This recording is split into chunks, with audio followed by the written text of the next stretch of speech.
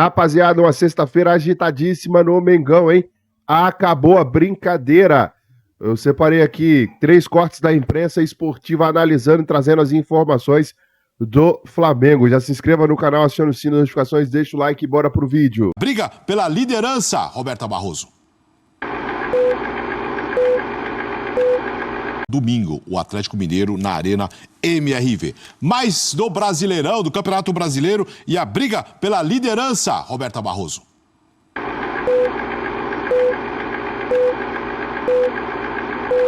Nome do filme: O Primeiro Turno que Não Acabou. Nesse roteiro é preciso voltar esse ainda curta-metragem para a 17ª rodada, para o jogo atrasado do Flamengo contra o Inter. O segundo turno vai começar antes do rubro-negro disputar essa partida que pode movimentar a tabela do Brasileirão. Se o Flamengo vencer, empata com o Botafogo em número de pontos, chega aos 40 e pode ultrapassar o líder pelo segundo critério de desempate, o saldo de gols. Equilíbrio é fundamental de uma equipe. Né? Eu digo assim que uma equipe é boa porque ela faz gols, ela não pode abrir mão de ser agressiva, e o DNA do Flamengo é assim. O equilíbrio na parte de cima da tabela segue como o script desse Brasileirão. O Botafogo, nesse momento, tem 3 pontos a mais do que o Flamengo. Agora, vice-líder com 37, o Palmeiras vem em terceiro com 36. Este campeonato é feito de momentos. Há momentos em que o Palmeiras está superior, outros momentos foi o Botafogo, agora é o Flamengo com 2 vitórias seguidas. O importante é andar ali perto. Na edição do Brasileiro 2023, o Botafogo tinha 47 pontos no fim do primeiro turno, com 13 de vantagem em relação ao segundo colocado. Mas no final dessa história, o título escapou. Por isso é importante não tentar adivinhar como será a sequência dessa trama. Terminamos esta primeira volta com 40 pontos muito importantes para aquilo que é o percurso do Botafogo. Falta outra metade, consistência será sempre muito importante nós a ter, e se hoje não tivemos mais por cima do jogo, tivemos pelo menos a consistência de manter os resultados e não perder, conseguir tentar somar e conseguir somar mais um ponto nesta altura. Até porque ali atrás já tem gente entrando em cena. Fortaleza e Cruzeiro estão subindo e esperam mudar os próximos capítulos. Esse longa-metragem promete. Falar do Flamengo, o Vene Casagrande venceu Vitória com o gol do Carlinhos no fim. Que força ter um Carlinhos, hein? Pois é. Tomou e não caiu e foi até quase dentro do gol. No final do jogo, o Carlinhos marcou e aproveitou os tropeços, né? Do Botafogo, que empatou, e do Palmeiras, que perdeu para o Flusão do Cris para se aproximar. Quem perdeu? Palmeiras. Quem? Palmeiras. Olha, comemorando, olha, ontem todo mundo feliz. Tamo, né? Junto, Flusão. Cara, quando o Arias chutou a bola, que o Cauã Elias pulou, eu pulei junto com ele. Acho que o Rio inteiro comemorou. Rodou. O time baiano começou arriscando, mas Rossi salvou nas 2 oportunidades. Aí, o Flamengo vem com um belo passe de Gerson, Arrascaeta passa por todo mundo e solta a bola no cantinho para abrir o placar. 1-0. No segundo tempo, o Flamengo tentou ampliar. Cobrança de escanteio também por Arrascaeta, Gerson domina, devolve para o uruguaio e lança para Fabrício Bruno mandar firme fazendo o segundo. Mas o lance vai para o VAR, que marcou 2 toques de Arrascaeta no escanteio. E aí é o Vitória que se anima na partida e começa a arriscar. Tenta a primeira, a segunda, até que contra-ataque da equipe baiana e Everaldo fica livre para empatar. Mas mudanças no rubro-negro carioca e é Gabigol que dá um passe açucarado para Carlinhos virar a partida e fazer o segundo gol dele com a camisa rubro-negra, garantindo a vitória do Flamengo e encostando no líder Botafogo. Olha, tá arrumadinho agora. Com toda a razão, o torcedor me para na rua e fala: pô, Fê, falta um representante do Fluminense. A gente tem nosso querido Cris aí. Cris tá feliz, Cris? Cris é o nosso diretor e a gente vai botar toda vez que o Flusão ganhar nessa arrancada, vamos botar a camisa do Flu ali. A dupla Fla-Flu se ajudou ontem, né? Porque É o Flamengo verdade, venceu Vitória. Vene, é verdade. Ô, Vene Casagrande, o Flamengo venceu no finalzinho, vamos já dar as glórias pro Flamengo, mas o que você não gostou? Porque, assim, foi um jogo difícil pro Flamengo vencer, né? Foi difícil, muito graças ao próprio Flamengo. Eu não gostei de tudo do Flamengo ontem. De verdade, assim, foi uma partida novamente muito fraca, uma exibição horrível do Flamengo, terrível, coletivamente, individualmente falando também, porque vários jogadores que eu esperava uma boa atuação não renderam. O próprio De La Cruz, por exemplo, um jogador que eu espero muito mais dele, não estava bem ontem. O Alan, na minha opinião, fez uma das piores, se não a pior partida dele com a camisa do Flamengo. Né, Vene? Jogou muito mal, um dos piores em campo, e o Tite manteve o Alan durante muito tempo no gramado. Acho que poderia ter substituí-lo. Eu teria feito uma substituição diferente no intervalo. Eu teria recuado o Gerson, ter tirado o próprio Alan, que eu acabei de mencionar que não estava muito bem, e teria colocado o Luiz Araújo para poder explorar a velocidade. Mas no segundo tempo, apesar das substituições, na minha opinião, não terem sido as corretas, querendo ou não, o Tite acertou, porque o Gabigol deu um passe açucarado para o Carlinhos, dois jogadores que o Tite colocou no segundo tempo. E o Carlinhos, mesmo com uma estatura muito alta, 1,95 m, mostrou velocidade, mostrou força e conseguiu fazer um gol da vitória. Para quem não sabe, o Carlinhos tem apenas 7 jogos com a camisa do Flamengo, 148 minutos em campo e 2 gols. 2 gols extremamente importantes. Esse aí nem se fala porque deu 3 pontos ao Flamengo. 3 pontos esses que o Flamengo não mereceu. A verdade é essa. Foi uma atuação muito fraca, coletivamente e individualmente falando. E o meu ponto é o seguinte: quando eu critico, não é pensando nesse jogo. Beleza, tem que comemorar os 3 pontos. Obviamente, Campeonato Brasileiro, jogo difícil no Barradão contra o Vitória, que querendo ou não, quando joga no Barradão, dá muito trabalho. Só que a minha preocupação em relação aos próximos jogos, o Flamengo vai ter uma sequência de jogo extremamente difícil, essa sequência. Palmeiras, Botafogo, São Paulo. Se jogar desse jeito, Bolívar pela Libertadores, se jogar desse jeito, não tem como o torcedor ficar esperançoso para o Flamengo ter sucesso. Então, o Tite precisa melhorar. A última grande partida do Flamengo, que eu me lembro aqui, foi contra o Atlético Mineiro. De lá para cá, o Flamengo caiu de rendimento, caiu de nível. A gente levava em consideração os desfalques durante a Copa América. Mas depois que os jogadores voltaram, o Flamengo não conseguiu desempenhar muito bem. Então o Tite precisa correr atrás para poder melhorar esse coletivo do Flamengo, porque de fato não me agradou nem um pouco, apesar da vitória em cima... Apesar do triunfo em cima do Vitória. Mas essa inconstância de atuação, vamos dizer assim, é muito comum no futebol brasileiro, ainda mais no Campeonato Brasileiro. Eu achei importante, mesmo jogando mal, acho que isso é um sinal até positivo para o torcedor, se a gente quiser olhar o lado positivo aí para o torcedor do Mengão. O lado positivo é o seguinte: não performou bem, um adversário que obviamente a expectativa era grande para que existisse uma vitória do Flamengo. E ela aconteceu, Lucas Pedrosa. Assim, se você olhar lá na tabela, daqui a 5 rodadas que você olha lá, você vê, o Flamengo venceu, ganhou 3 pontos, numa rodada importante pro Flamengo, onde o Botafogo empata, onde o Palmeiras perde. E se o Flamengo, imagina só, se o Flamengo não vence essa partida, o lecrequé que não ia dar, e com toda a razão. Então, assim, eu acho importante também, isso é um sinal de uma efetividade, assim, você não foi bem, mas pelo menos, mesmo que no final, aos trancos e barrancos, você venceu. Não sei, eu tô tentando olhar o lado positivo. Eu concordo com você, tá, Fernanda? Acho que tem 2 maneiras da gente olhar essa partida. A primeira maneira é, o líder Botafogo empatou. O segundo colocado, que é o Palmeiras, perdeu. O Flamengo somou 3 pontos. Então, de uma forma pragmática, a rodada foi maravilhosa pro Flamengo. E, inclusive, a gente tem que parar pra pensar que alguém acha que o Tite foi campeão brasileiro nas vezes que ele foi campeão brasileiro, jogando bonito todas as rodadas? Isso não aconteceu. O Tite é um cara que é pragmático, que em vários momentos ele vai apresentar um grande futebol e ele vai pontuar. Essa é a cara do Tite. É claro que aí eu vou olhar pela outra vertente, que o Flamengo fez um jogo muito ruim ontem mesmo. Principalmente até o gol do Arrascaeta, uma pobreza de ideias, um time sem repertório, uma equipe que, inclusive, na minha opinião, foi superada pelo Vitória no primeiro tempo. Vitória teve mais oportunidades claras e aí o Arrascaeta apareceu, porque o elenco cara tem jogadores desse nível. Isso. No segundo tempo, entra um Gabigol pela 3ª vez seguida e entra muito bem. Tanto é que aquele passe ali não é um passe fácil. ele conseguiu achar o Carlinhos, acreditar no Carlinhos, que teoricamente é um jogador muito alto e muito pesado e seria difícil ele chegar naquela bola, ele consegue achar o passe perfeito, o Carlinhos protege, usa o corpo e faz um belíssimo gol. Então, repito, eu acho que o Flamengo jogou mal, tá, Fernando? O Flamengo do Tite, que tem esse investimento, que tem todo esse investimento, tantos jogadores bons, não pode desempenhar tão mal contra o time que está brigando para não cair, com todo respeito ao Vitória. Ao mesmo tempo, vamos lá, esse Flamengo tem se mostrado um Flamengo que tem casca de time campeão. Se eu não me engano, nos últimos jogos aí, foram 11 pontos que o Flamengo conseguiu vencer, fazendo gols nos últimos minutos.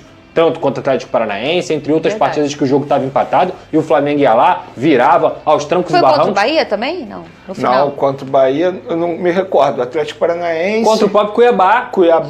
Mas, assim, eu concordo com tudo que vocês estão falando. A gente sempre tenta, nesse programa aqui, olhar o lado positivo também, mas, claro, o Vene, como representante do Flamengo, ele vai ter que sempre também mostrar, isso aqui não tá legal, vamos cobrar. É o seguinte, isso faz parte. Se eu não me engano, foi o 3º ou 4º jogo seguido que o Flamengo joga mal. Verdade. Sim. Eu entendo que no Campeonato Brasileiro é importante sempre pontuar, e eu ressaltei isso aqui. Tem que comemorar os 3 pontos. São 3 pontos, se a gente parar e analisar o cenário, são 3 pontos difíceis. Apesar do Vitória estar na parte de baixo da tabela, mas encarar o Vitória lá no Barradão não é nada fácil. Agora, se a gente parar e pegar um recorte, foi o que eu acabei de mencionar. A última grande partida do Flamengo foi contra o Atlético Mineiro. E é isso que me preocupa. Quando pegar jogos mais complicados, exemplo, Copa do Brasil agora Palmeiras, aí tem o Bolívar na Libertadores. Como que será o desempenho do Flamengo? Mas às vezes inflama diferente, né? Eu acho aí que não pode. Eu acho que assim, isso eu tô falando olhando de fora mesmo, porque eu não sou flamenguista, o Vene tem muito mais propriedade para falar sobre o Flamengo do que eu. Mas eu vejo que muitas vezes encaram uma má atuação como se fosse uma derrota. Eu abria os comentários ontem, parecia que o Flamengo tinha perdido o jogo. E eu fico assim, cara, peraí, o que tá acontecendo, gente? Qual é a realidade que vocês estão encarando? Porque assim, o Flamengo pontuou e os seus rivais diretos não conseguiram o resultado ideal. O Flamengo conseguiu 3 pontos, o Flamengo venceu contra o Vitória fora de casa.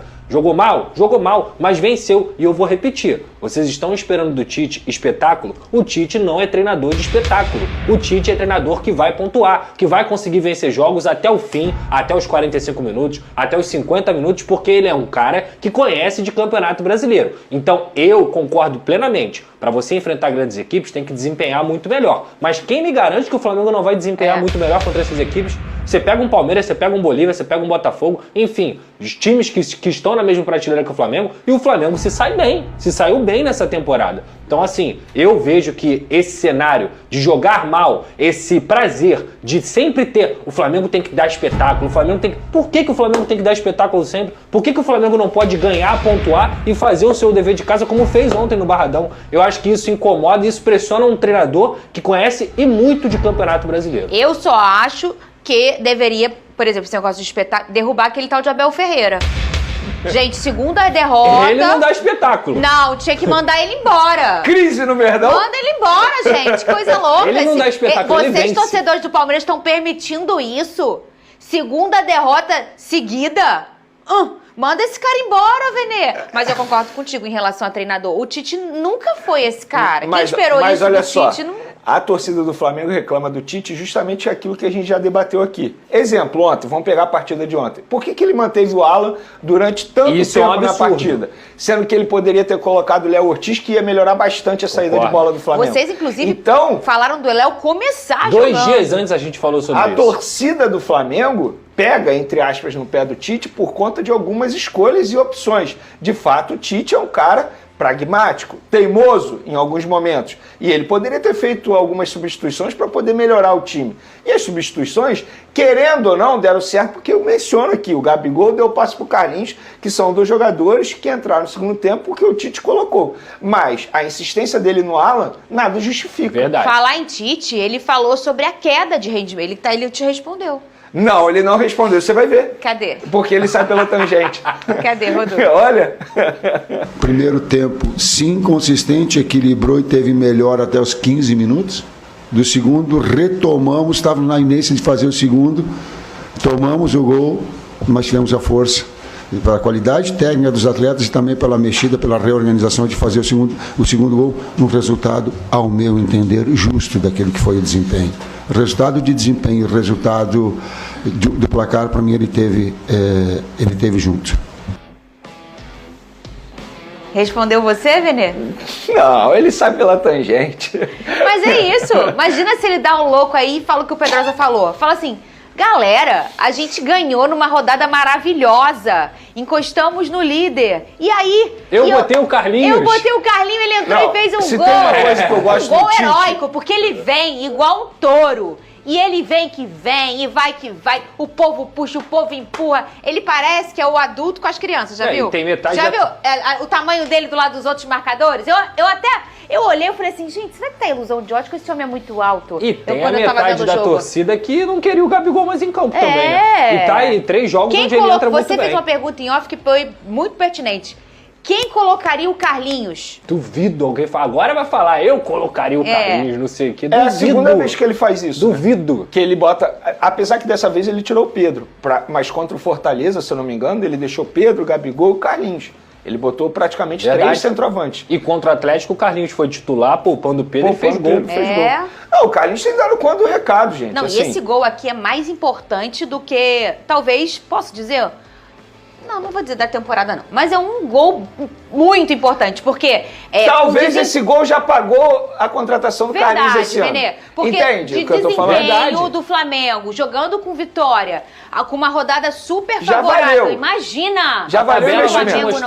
Imagina se o Flamengo não vence esse jogo. Já valeu o investimento, assim, no Carlinhos, que não é um investimento alto, a verdade é essa, tá? O salário é extremamente baixo. Perfeito. Já pagou, para essa temporada já valeu a contratação do Carlinhos, porque ele fez um gol extremamente importante. Olha como foi importante. Põe a classificação ali. Olha como esse gol do Carlinhos foi importante. Sabe por que é importante? Porque agora vai dar pro Tite a tranquilidade de ele poupar, por exemplo, contra o Atlético Goianiense, se ele quiser priorizar na Copa do Brasil. Perfeito. Porque se ele perde ou empata o jogo de ontem, ele todo ficaria mundo aqui pressionado. na Copa do Brasil. Todo mundo vai ter que fazer essas escolhas ele também. Ele ficaria pressionado contra o Atlético Goianiense, que é o próximo jogo aqui no Maracanã. E a 5 pontos do Botafogo. Lembrando que o Flamengo tem um jogo a menos, tá? O Flamengo estaria, se não tivesse feito o gol do Carlinhos, com 35, ou seja, estaria atrás do Palmeiras, né? Com uma distância muito maior. E perto do Fortaleza. E perto do Fortaleza. Foi muito importante. Agora teve a questão do gol anulado, né? Teve um gol anulado por conta de um lance do Arrascaeta. O que a arbitragem marcou? Cadê? Põe na tela aí. Disse que o Arrascaeta, na hora de bater o escanteio, ele... Cadê? Na hora de bater o escanteio, é antes. Aí. Diz que a bola bateu num pé, bateu no outro, e aí, como o escanteio tem que ser um toque só, direto, anulou. Vocês acharam que bateu? Olha, eu vou dizer, eu até agora eu não vi esse segundo toque. Vocês viram? Eu vi. Eu não vi. Eu olhei 1000 vezes, olhei. Eu não vi um segundo toque do Arrascaeta. Tanto que ele bate mal. A bola vai no Gerson, porque ele escorrega e bate no pé esquerdo. Olha, eu vi batendo gente, também. Cadê? Não parece que não bateu nada, não. Parece que ele... Agora. Só parece que ele escorregou e bateu mal, mas não parece que a bola bateu na outra perna. Eu acho até que a bola faz assim depois que bate no... Então, foi a única dúvida. Esse congelado não dá pra ver. Aí, agora. O giro da bola muda. O giro muda. Então, aí é o que eu sempre falo aqui. A bola fala, né, gente? A trajetória da bola fala. E foi a... Ele falou isso. Ele adora falar isso. Mas é verdade, a bola fala mesmo. O corpo fala e a bola também. E a bola aqui, o outro take que dá pra ver que realmente alguma coisa aconteceu, porque ela vem toda estranha, né? Eu acho que nem os jogadores reclamam do Flamengo. Mas assim, eu até agora continuei não... O próprio Arrascaeta acho que ficou na dele, porque ele sabe que bateu assim. Não convenceu? Convenceu, porém venceu. Que é o mais importante nesse momento, até pela rodada que foi. Acho que a rodada foi perfeita pro Flamengo no aspecto de resultados. Bahia empatou, Palmeiras perdeu, o Botafogo empatou e o Flamengo foi o único a vencer ali da parte de cima. O São Paulo também empatou, mas eu achei o jogo em que o Flamengo flertou um pouco com a tragédia. Mais do que deveria, no meu ponto de vista. Até o primeiro tempo achei um pouco melhor do Flamengo. Muito mais movimentação, achei os jogadores mais soltos também. Só que o segundo tempo, aí as coisas mudaram, o Vitória veio com uma outra postura, começou a marcar o Flamengo lá em cima e aí gerou muita dificuldade ao Flamengo, que passou a deixar a bola um pouco mais com o Vitória. E aí algumas ocasiões de perigo foram criadas pelos jogadores do Vitória. No fim das contas, GV, acho que o grande ponto alto dessa vitória, mais uma vez, a entrada do Gabigol com assistência e o gol do Carlinhos. Tá perdoado, Fernandão? Se não tiver, alguém tá muito com o coração muito estragado. Quem ama, tem uma galera com coração amargurado, só vê coisa ruim. Tem uma galera chata, né? Mas o galera rancinza, né, Deus? Mas o pior é que vai continuar mordendo a orelha, como diz nosso querido, morde as costas, como diz nosso querido Didico. Vai continuar mordendo as costas. Quando é assim, amarga, ele é invejosa, pior, né? Não, é muito legal o jogo de ontem, porque tem duas vertentes bem interessantes. Quando o Vitória começa a ter uma postura diferente, né, Flavinho? Vai pra cima, tira um pouco da tranquilidade dos zagueiros do Flamengo pra sair jogando, o Vitória cresce na partida. E o Flamengo não consegue criar as jogadas pra fazer os gols. Só que aí o Gabriel entra. E é diferente do Pedro. São grandes jogadores, mas com características muito diferentes. O Gabriel é um cara que não é referência para zagueiro. E dificulta, principalmente hoje, quando temos duas linhas de 4 bem definidas, o zagueiro fica sem marcar ninguém. E o Gabriel fica sendo mais um no meio do campo.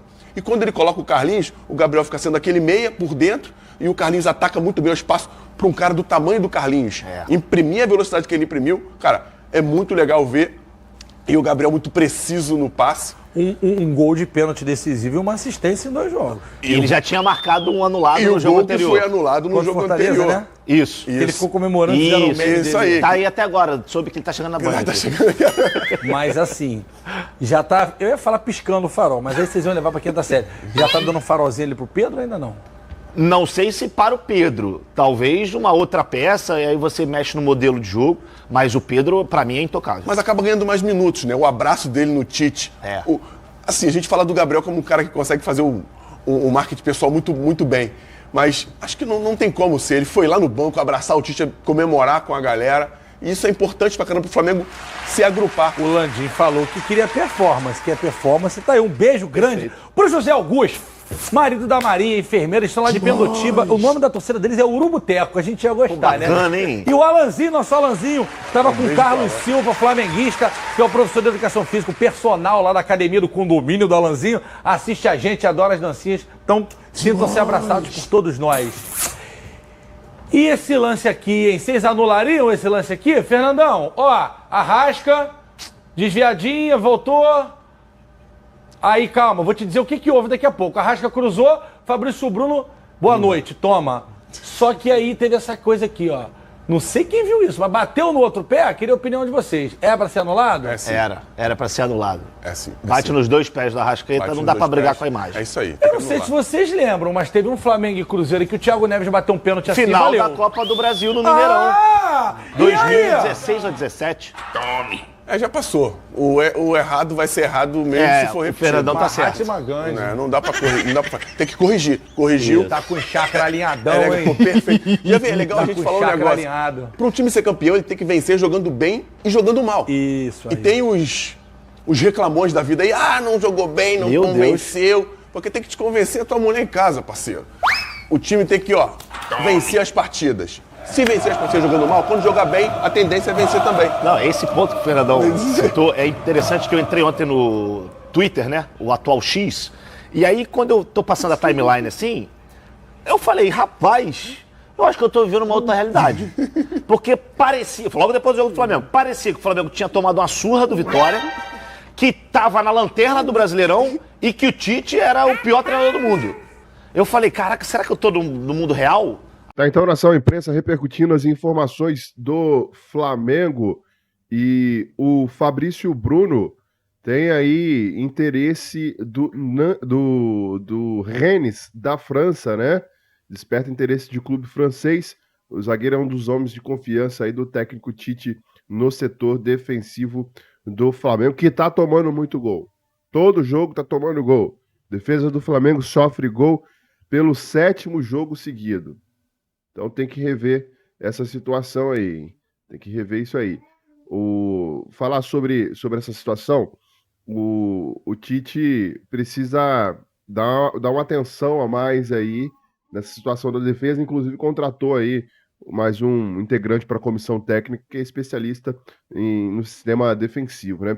A instabilidade do sistema defensivo não atrapalhou os planos do Flamengo nos 2 últimos jogos, mas venceu daquele jeito, né? O importante é vencer? O importante é vencer. Mas tá sofrendo demais. Terminaram aí com 3 pontos contra o Criciúma e contra o Vitória. Porém, em jogos contra Juventude, Fortaleza e Cuiabá, custaram preciosos pontos na luta pelo título. perdeu para o Juventude, 2-1. Fortaleza perdeu por 2-1 e empatou com o Cuiabá em casa. E perdeu pro Fortaleza em casa, né? O Juventude que foi fora. Lá, contra o Vitória no Barradão, tomou mais um gol aí de um contra-ataque avassalador. Avassalador o contra-ataque.